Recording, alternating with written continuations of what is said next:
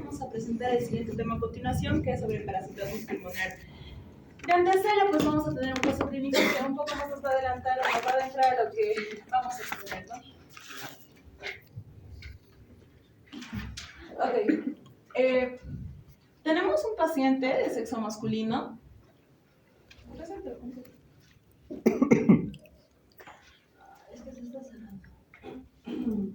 Tenemos un paciente de sexo masculino de 14 años de edad, nacido y residente de Pedernales, Manabí, en Ecuador, el cual no tiene antecedentes patológicos de importancia.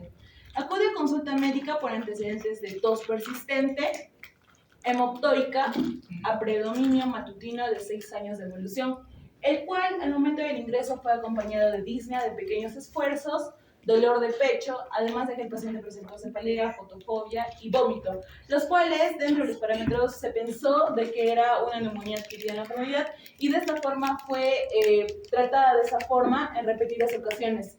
Sin embargo, la enfermedad fue persistente y por ello se realiza una nueva anamnesis en la que dentro de los datos que se recolecta se da a conocer de que el paciente tuvo anteriormente una ingesta de cangrejo crudo del río, que es una práctica muy común que se desarrolla en la zona donde él reside. Al examen físico, la auscultación, se encuentran los estertores pulmonares basales. Entonces, dentro de ello, por los antecedentes, se realiza primero una baciloscopía, porque dentro del parásito que se va a encontrar, pues uno de los diagnósticos diferenciales mucho más importantes viene a ser la tuberculosis. Entonces se le hace una baciloscopía, el cual resulta negativo. También con la clínica, por tal nos da negativo, y se solicita una nueva radiografía de tórax, en donde se puede ver a nivel de los cilios pulmonares y la región parietal derecha, que está totalmente congestionado, los cilios, la aorta elongada y un cono de la pulmonar totalmente prominente. De esta forma es transferido a un hospital de segundo nivel para poder complementar mucho más los estudios. En este caso, en la radiografía de tórax se observa un infiltrado de tipo acinal, paracardíaco y un neumatocele derecho en la base pulmonar izquierda. Ay, no se ve, ¿no? El neumatocele.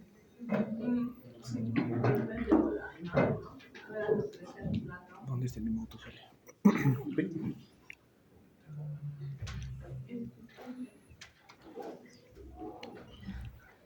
No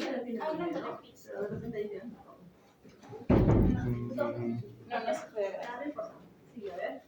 Entonces es un niño que tiene hemoptisis a repetición, tos persistente de años de evolución, multitratado con antibióticos, una remisión. También podría ser un asma, ¿no? Sí. También podría ser un asma, pero no va mucho con el asma, pero podría ser Los ahí. estertores pulmonares tienen un poquito de ese Ya, no tiene indicativo, ¿no? Está compu.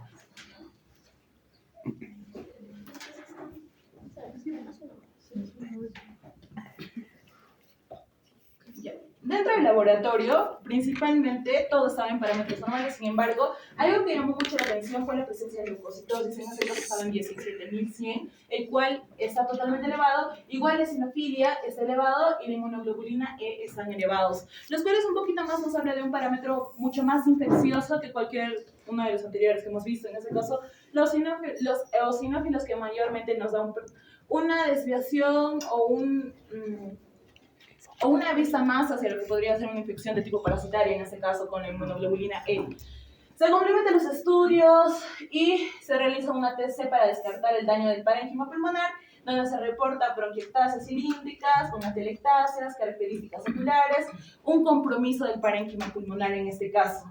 Por ello, por el laboratorio que se presenta, todo ello, y más el antecedente que el paciente explica en la clínica, se realiza lo que viene a ser un aspirado pulmonar, en donde se evidencia la presencia de ese parásito, que es el Paragonimus, y sale positivo a la prueba.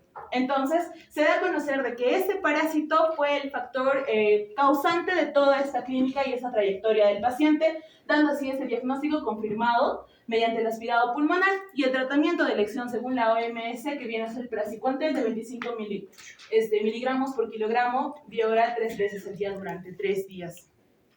De esta forma, dando así un inicio a lo que viene a ser nuestro caso clínico, vamos a iniciar con la parte teórica. Siempre. Doctora, compañeros, continuando con la exposición, nosotros les vamos a dar un pequeño clase. Vamos a hablarles sobre las generalidades en cuanto a enfermedades y vamos a hablar sobre la hidatidosis, sobre las ascariasis, sobre las tranquiloidiasis y paranomiasis. En cuanto a las generalidades de lo que son las enfermedades parasitarias pulmonares, pues vamos a ver que esas son infecciones pulmonares las cuales se van a dar por helmintos o protozoos. Estos van a ser adquiridos por vía de ingesta, por vía de penetración cutánea o también por inhalación de lo que pueden ser las larvas o los huevos. Va a haber unas vías de infección pulmonar. La primera va a ser la migración larvaria transitoria, donde va a ser el inicio y se va a dar lo que es la invasión parasitaria, lo que son los síntomas. Por ejemplo, es el Ascaris nigricans. Luego está la localización primaria, donde el parásito adulto ya va a migrar a lo que son los pulmones y va a vivir dentro de ellos. Y luego se va a dar la diseminación hematológica, como puede ser el toxoplasmosis. Siguiente, por favor.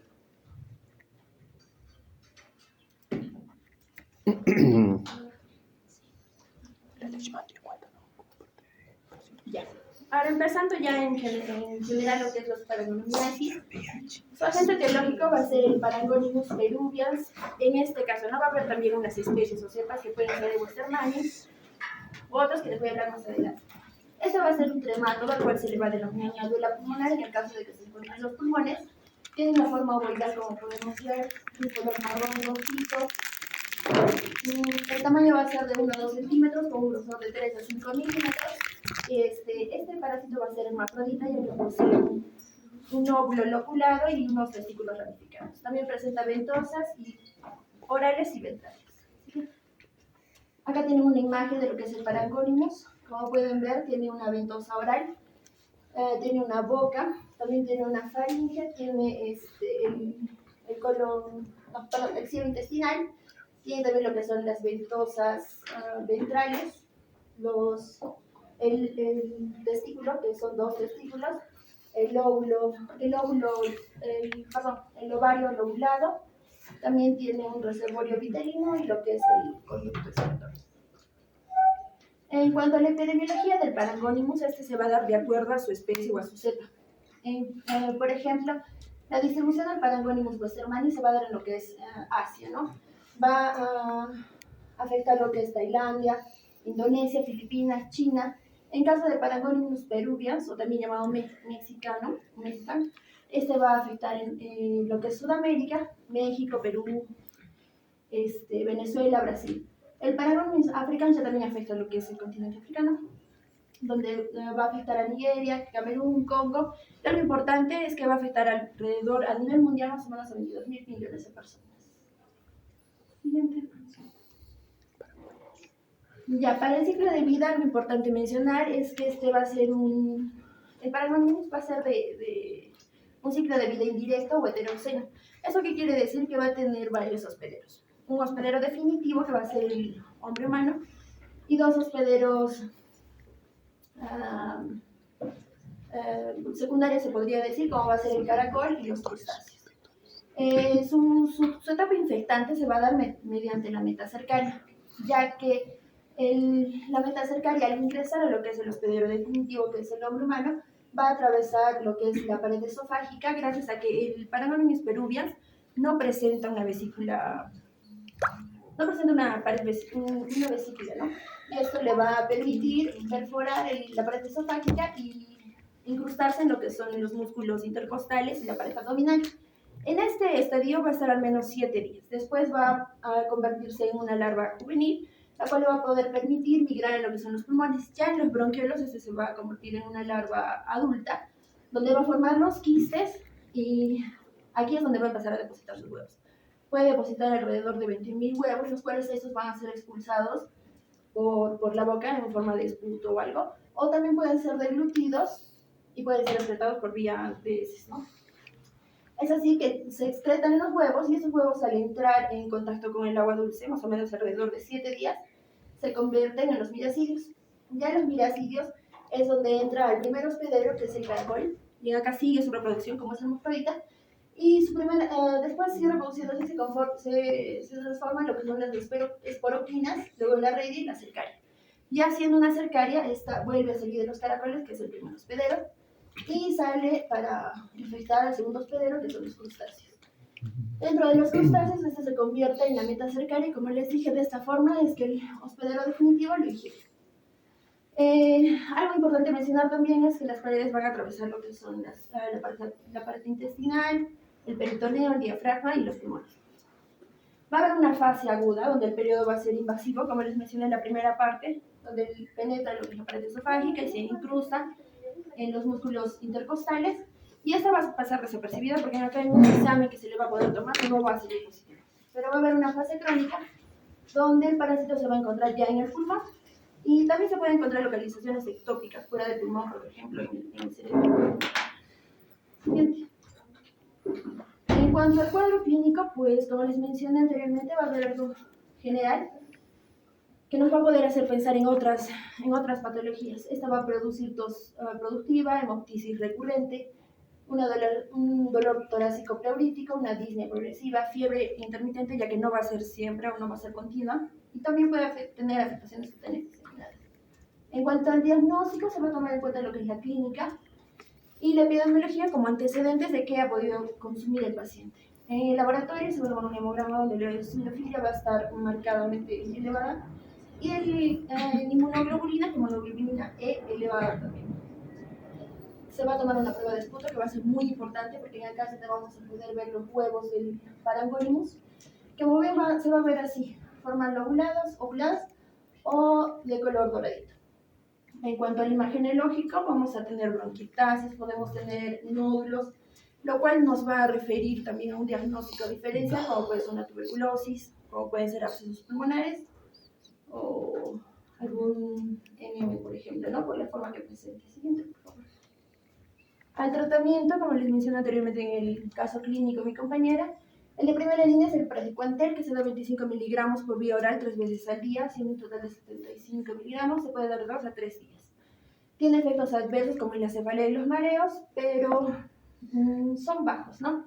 Y en extrapulmonares, como puede ser las localizaciones, como les dije que podía ser en el cerebro, puede añadirse un corticoide. También otra opción es el triplavendazol, que este se va a dar en adultos 20 miligramos al día, dividido en 2 dosis. Y en los niños se sugiere la mitad, pero solamente una dosis y una sola vez. Se usaba anteriormente lo que es el vitionol, pero este ya no, porque tiene muchos efectos adversos a diferencia de los dos que les mencioné. Y en cuanto a la prevención, lo más importante va a ser siempre la educación sanitaria de la población, el control de la eliminación de lo que es el consumo de crustáceos, ya sean crudos o mal lavados, se podría decir, y tener medidas preventivas contra lo que es la contaminación del agua dulce.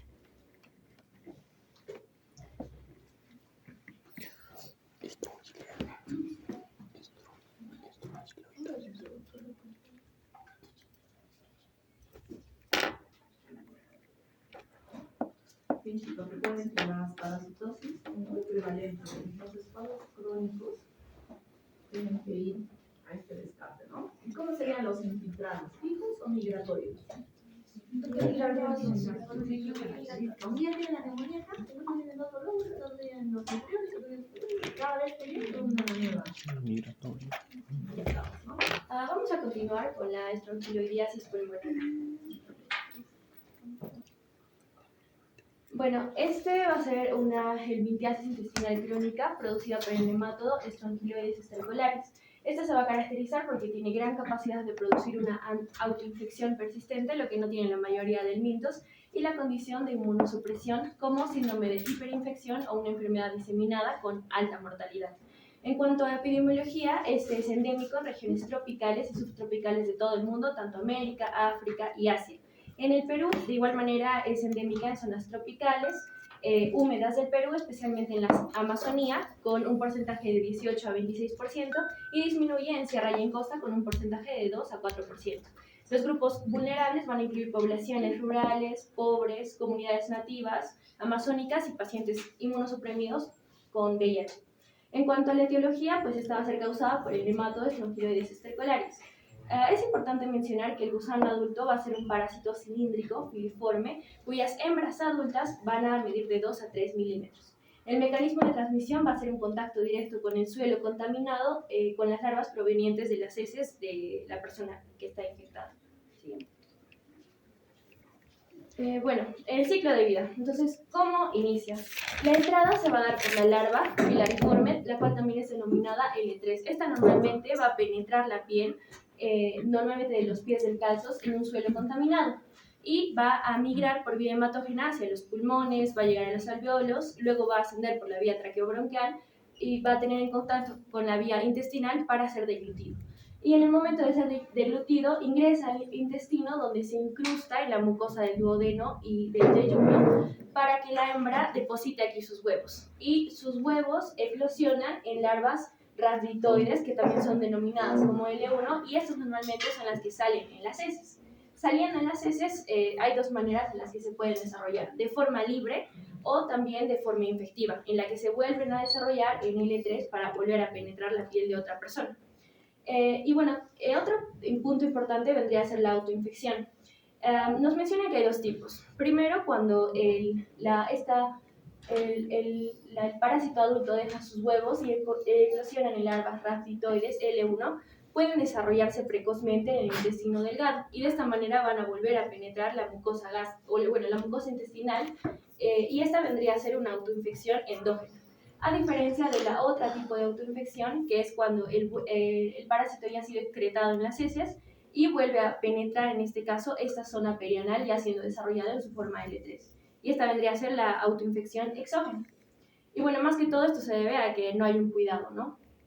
En cuanto a los factores de riesgo, puede verse por inmunosupresión, por ejemplo, por el consumo de corticoides, a personas que tienen VIH, condiciones socioeconómicas y ambientales, aquellas personas que viven en un suelo que esté de tierra, que no tengan calzado, también que tengan contacto con agua y con suelo contaminado. Factores demográficos nos dice que tienen más riesgo de presentar esta enfermedad los niños y los adolescentes que son desnutridos o incluso algunos trabajadores agrícolas. Y bueno, las regiones endémicas, como ya he mencionado antes, más que todo es la selva, ¿no? Del centro y más del norte del Perú.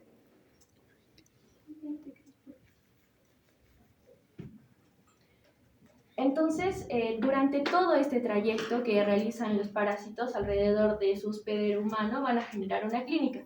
Normalmente se menciona que son asintomáticos, pero en el caso de que se genere, pues se va a dividir en síntomas cutáneos, pulmonares e intestinales. Los síntomas cutáneos normalmente se van a dar al inicio, es decir, cuando el parásito penetra por la piel.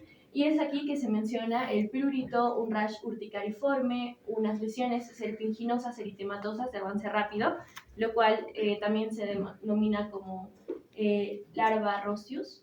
En los síntomas pulmonares, como tos irritativa, disnea leve, sibilancias, a veces también se puede detectar un cuadro de neumonía eosinofílica, que también es denominada como el síndrome de Lupfer, con infiltrados transitorios. También el paciente puede presentar dolor pleurítico, una hemoptisis leve. El asma también nos dice que puede exacerbarse, ya que este se menciona que es algo paradójico, ya que la persona que va a consumir, digamos, corticoides para calmar su asma se va a alterar, ¿no? Va a hacer todo lo contrario.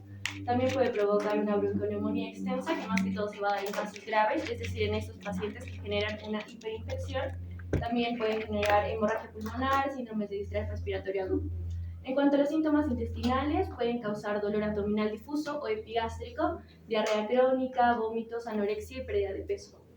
Tiene 4 fases clínicas. Primero está la infección aguda, que va a ser los primeros momentos de la infección, la cual normalmente es asintomática, pero puede presentarse por el prurito en justo esta zona donde el parásito ha penetrado la piel.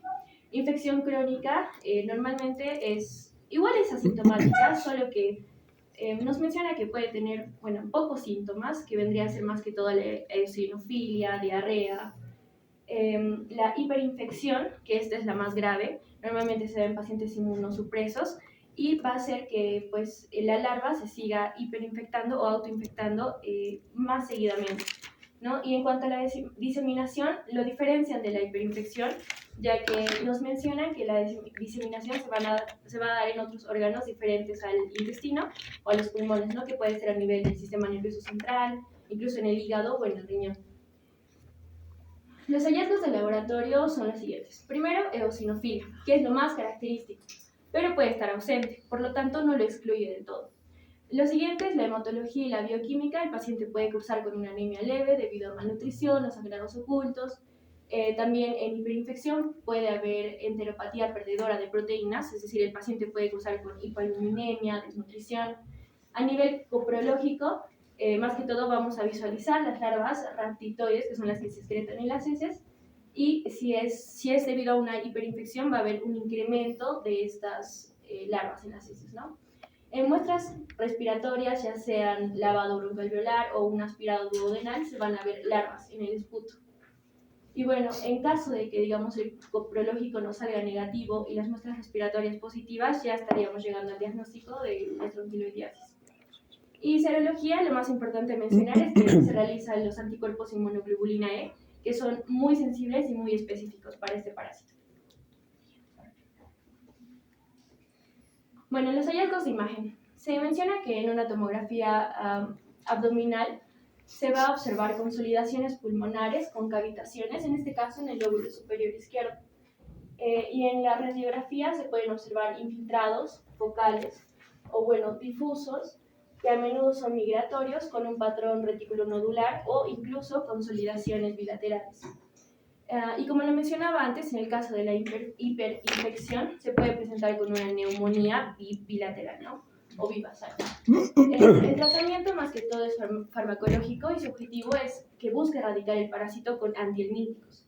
El de primera elección es la ivermectina, cuya dosis es de 200 picogramos por kilo en dosis única por vía oral. Y la alternativa de la primera línea vendría a ser el albendazol. Solo se utiliza en caso sea contraindicado ivermectina. Y su dosis es 400 miligramos vía oral 2 veces al día de 3 a 7 días.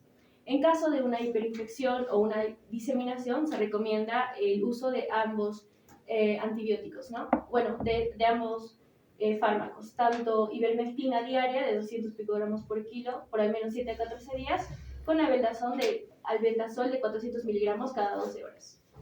Y bueno, pacientes inmunosuprimidos, por ejemplo, los que tienen VIH, nos menciona que es muy importante primero eliminar esta parasitosis antes de realizar el tratamiento inmunosupresor.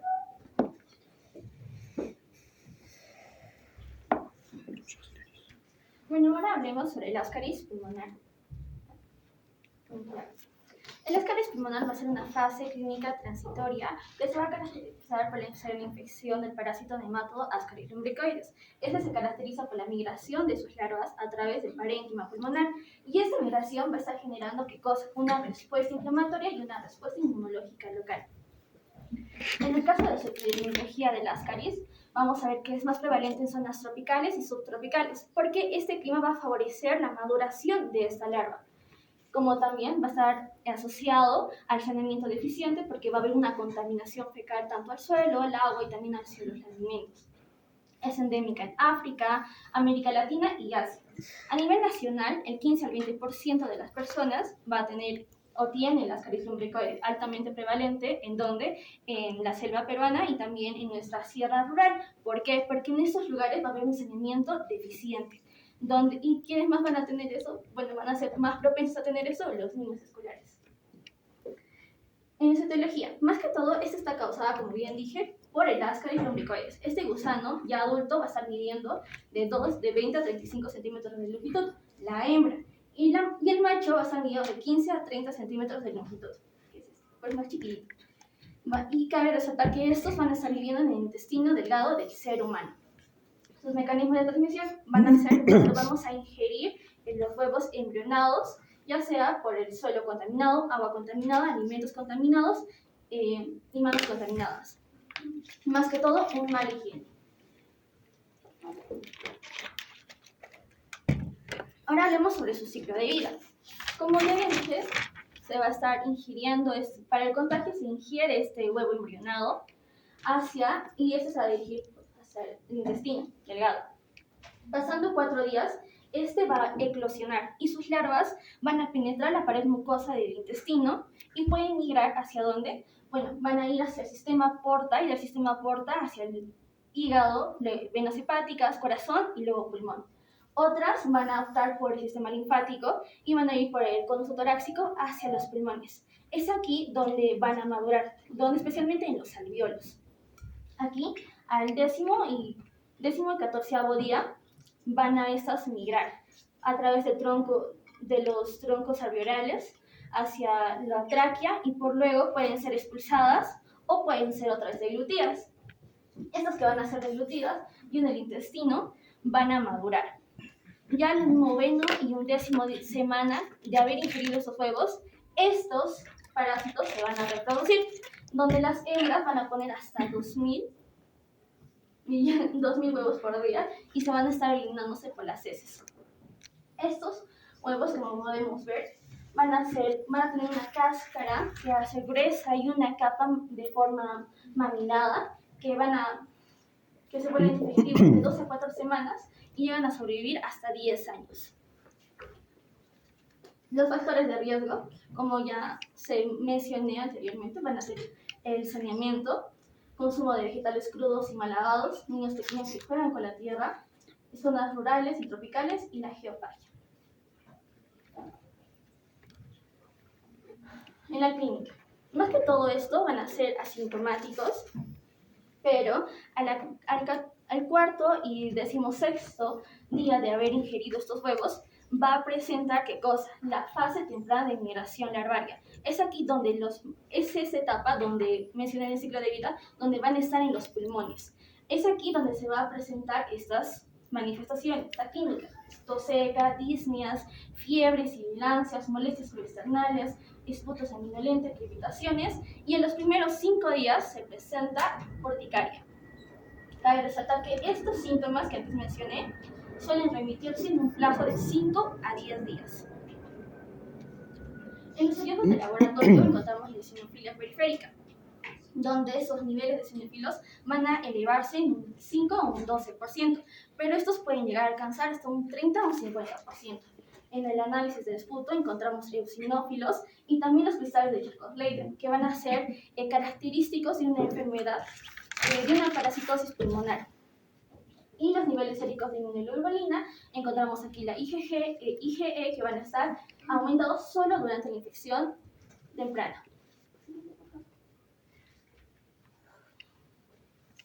En los hallazgos de imagen, encontramos la radiografía de tórax, donde van a ser infiltrados de formas redondeadas o ovaladas, que van a ser migratorios y que van a estar en ambos campos pulmonares, y pueden también acoplarse hacia las zonas preiliares. En la tomografía computarizada vamos a encontrar múltiples nódulos que también van a ser migratorios. Van a ser periféricos y con pastas de vidrio demostrado con márgenes que van a estar mal definidos. Y en el tratamiento, cabe resaltar que esos dos, tanto los hallazgos por imagen y de laboratorio, nos van a dar un diagnóstico presuntivo. Porque para tener un diagnóstico, entre comillas, real, se tiene que hacer la detección de los huevos en las heces, así no más. Es por ello que se utiliza, en estos casos, un soporte y broncodilatadores inhalados para poder aliviar tanto la tos como también las sibilancias. Y ya la guía mencionaba que no se utilizaban mucho los glucocorticoides, solo si había síntomas graves de neumonitis.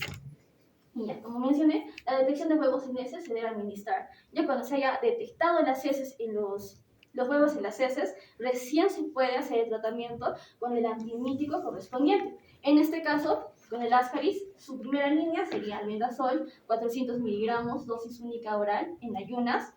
La segunda alternativa sería albendazol, 500 miligramos, dosis únicas, o puede ser 100 miligramos cada 12 horas por 3 días. En infecciones mixtas, ivermectina, 200 microgramos por kilogramo, dosis única, y en mujeres embarazadas se utiliza paumato de plantel, 11 miligramos por kilogramo, dosis única. Bueno, dentro de las parasitosis también hablamos de la hidratidosis pulmonar.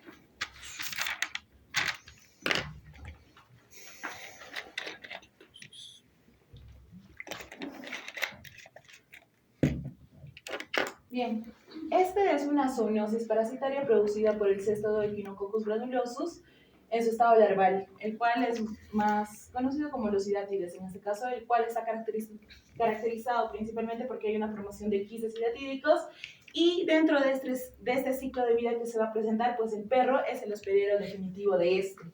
Bueno, esta enfermedad tiene una alta prevalencia principalmente en la región andina. Nuestra ciudad no es ajena a esta realidad, dándonos así, ¿no?, en el día a día diferentes casos a nivel de primeras lidiatidosis. Y la contaminación más frecuente va a ser a nivel hepático y a nivel pulmonar. Bien. Y también pues esta puede darnos tanto a nivel pulmonar como también a nivel diseminado sistémico en este caso.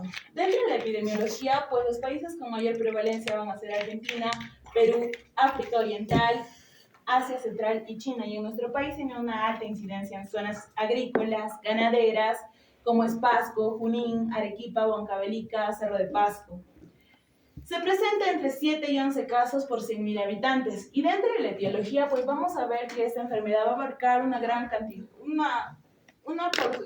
4 tipos de Echinococcus en este caso, siendo el granulosus el más frecuente, llevando a tener el 95% de los casos. Es un helminto hermafrodita perteneciente al grupo de los cestodos que mide aproximadamente desde 4 a 7 milímetros de largo. Bien, dentro del ciclo de vida habíamos hablado que el hospedero principal y definitivo viene a ser el perro. Pero ¿cómo es que se lleva esto? Principalmente vamos a ver que el hospedero intermediario que viene a ser el humano en este caso, de forma accidental, bueno, ingiere o tiene contacto con esta contaminación en este caso, llevando de forma consecuente a lo que viene a ser la clínica, ¿no? En este caso, primero vamos a tener el parásito, el cual va a ser ingerido. En este caso, vamos a tener el huevo embrionado que va a estar en heces. Este va a ser atravesado, este en sí da un fósforo liberado, va a atravesar la pared intestinal y se va a diseminar por toda la circulación sanguínea.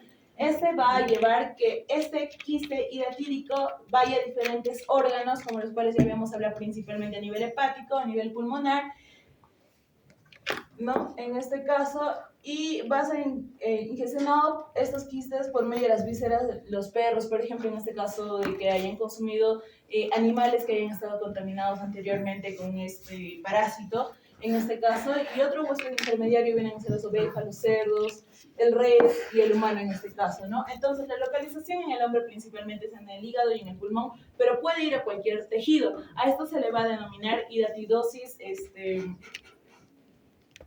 metastásica.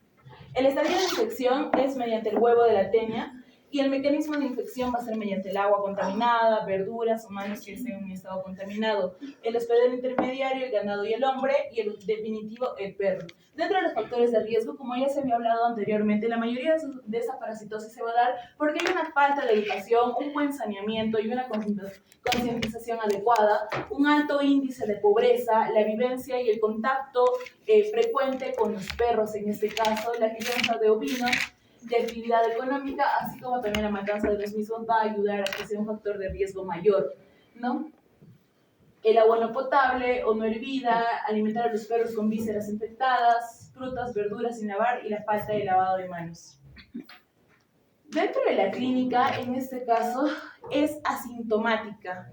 ¿Y cuándo es donde hace la clínica? Cuando este quiste empieza a crecer y si hablamos nosotros a nivel pulmonar, va a empezar a comprimir o a hacer presión en otro tipo de estructuras, las cuales va a empezar a dar recién lo que viene a ser la sintomatología. Cuando nosotros tenemos un quiste hidatídico pulmonar simple, la mayoría es asintomático. Y si el quiste es grande, empieza a producir, como habíamos dicho, por ejemplo, dolor torácico, tos seca, un dolor inespecífico en este caso. Pero ¿qué pasa cuando el quiste hidatídico pulmonar se rompe o se complica? Empieza a dar lo que viene a ser la vómica, una característica importante para poder sospechar en esta parasitosis. La tos, la hemoptisis, una hiperreactividad bronquial, urticaria, anafilaxia en casos mayores y severos.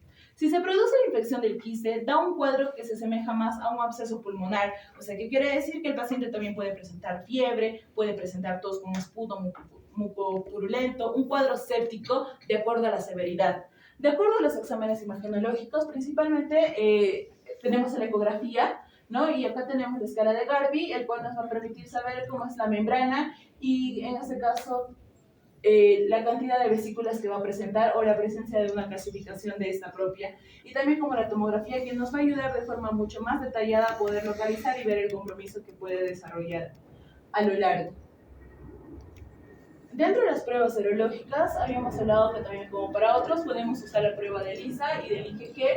En este caso se va a usar como el número mayor a 8, una línea de corte dentro de los valores normales que pueda presentar, y esta tiene una alta sensibilidad. También se puede presentar el Western blot, en este caso que tiene una alta especificidad, y es importante usarla porque mediante este examen, esta prueba, permite detectar proteínas específicas del parásito y se usa como prueba confirmatoria cuando el ELISA, en este caso, nos da positivo.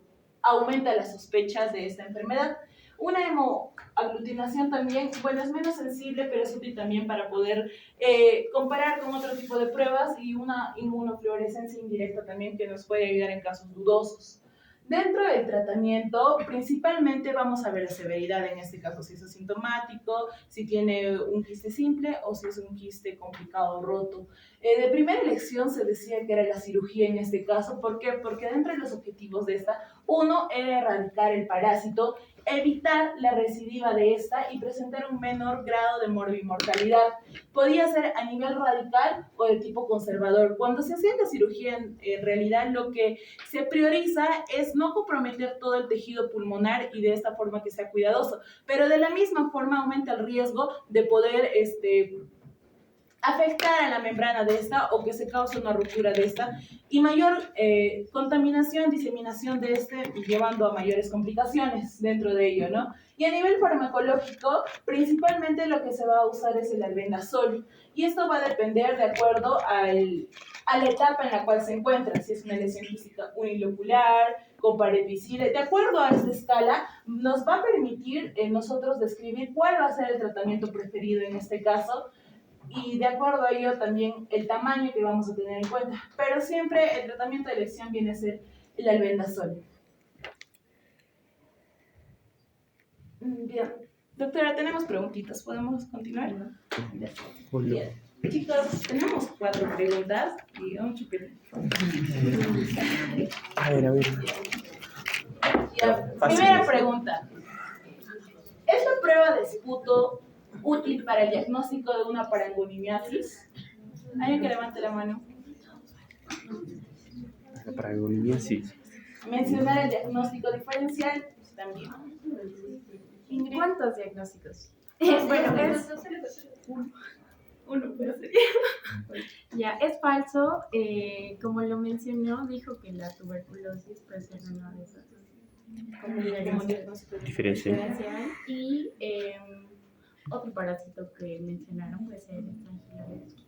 Neumonía ¿Cuál sería el diagnóstico de eosinofílica. qué prueba le haces el diagnóstico? Con el aspirado. Pero cuando tenemos hiperparasitosis, el esputo nos podría dar. Sí, eso les muestra una imagen.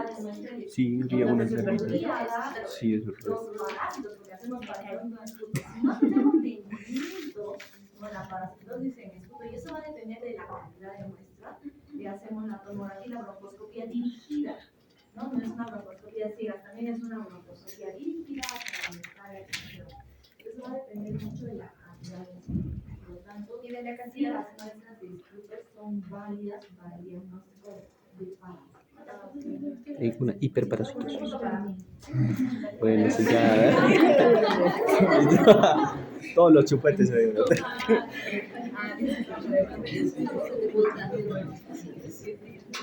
No, útil. Segunda pregunta.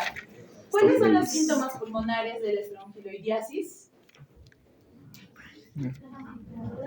Tos irritativa, disnea leve y sibilancias.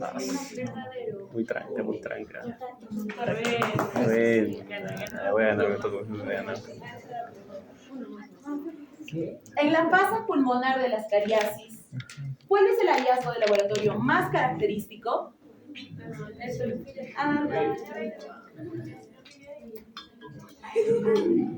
Buena. Mucha, muy tranca. El doctor Chumiray con uno más. Para mí. No quiere helado. No, es que lo justo es lo justo, pues. ¿Sí o no? Hay gente que se esfuerza y llega. Yo sí, todos la pasamos mal porque la universidad es lejos. Todos. Pero si todos pondríamos excusas sería pues fácil. Sí, claro. Vamos a ver. No se lo merece. El horario, ustedes son médicos. Ustedes tienen que llegar a 8 puntos y antes de su cirugía. No van a llegar, no van a decir.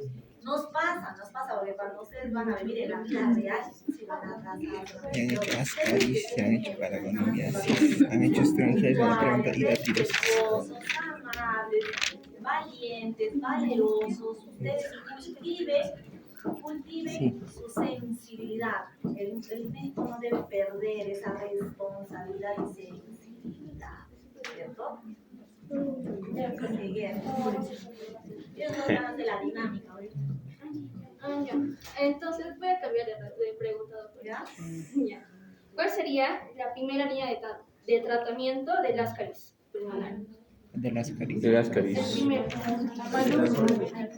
Alendazol. Malu levanta la mano. Ala. Ya, Malu, ¿cuál es? Dosis única y 400 miligramos. Y si soy alérgico al albendazol. Ivermectina. Ivermectina. Ajá. Ivermectina. Ah, mi vendasol. Y la cuarta pregunta, que es, ¿cuál es el síntoma más frecuente de la hidatidosis pulmonar? Paula. Tos persistente. ¿Ah, sí? Ah, es vómito, ¿no? Ya, ya. Qué complicado. Doctora, compañeros, esta parte hemos terminado. Muchísimas gracias.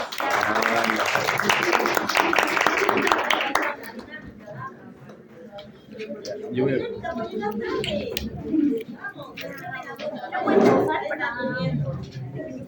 ¿Lo pauso así por completo para otro video?